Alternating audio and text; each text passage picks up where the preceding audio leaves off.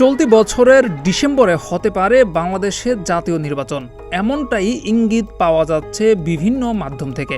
গণমাধ্যমেও বিষয়টি প্রচারিত হচ্ছে গুরুত্ব দিয়ে। রাজনৈতিক দলগুলো ডিসেম্বরকে সম্ভাব্য ধরেই দল গোছানোর কাজ শুরু করেছে।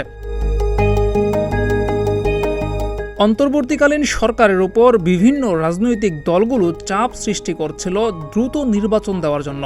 কিন্তু ডিসেম্বরে নির্বাচন নিয়ে সাধারণ মানুষ কি ভাবছে? প্রতিদিনের বাংলাদেশ চেষ্টা করেছিল মানুষের মতামত জানার। সংস্কার নাকি নির্বাচন, কোনটা চায় সাধারণ মানুষ, এই প্রশ্ন করা হয়েছিল। সেখানে সাধারণ মানুষের মধ্যে দেখা গেছে মিশ্র প্রতিক্রিয়া। অনেকেই ভাবছে নির্বাচিত সরকার এলে দেশের মধ্যে যে সমস্যা বিদ্যমান রয়েছে সেগুলো অনেকটাই কমে যাবে।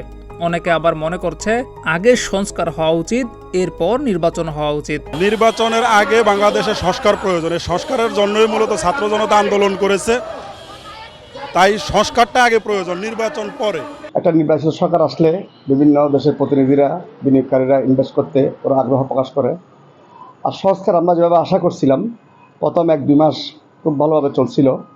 ইদানিং দেখলাম সবাই সংস্কারের নামে বিভিন্ন সুবিধা নেওয়ার চেষ্টা করতেছে। গণ অভ্যুত্থানের মধ্য দিয়ে যে বাংলাদেশ এর অভ্যুদয় ঘটছে, সেই অভ্যুদয়ের মূল লক্ষ্য হচ্ছে নির্বাচন। এই নির্বাচনের মাধ্যমে জনগণ যদি তাদের পছন্দের সরকার বেছে নিতে পারে, আর সেই সরকার এই জনগণের অধিকার এবং তাদের নাগরিক অর্থনৈতিক সমৃদ্ধির জন্য যে ধরনের কর্মকাণ্ড করার দরকার তারা সেটা করতে পারবে আশা সাধারণ মানুষ প্রত্যাশা করে এই সরকারের কাছে। ডিসেম্বরে সম্ভাব্য যে নির্বাচনের কথা বলা হচ্ছে সেটা নিয়ে আলোচনা সমালোচনা চলছে সামাজিক যোগাযোগ মাধ্যমগুলোতেও।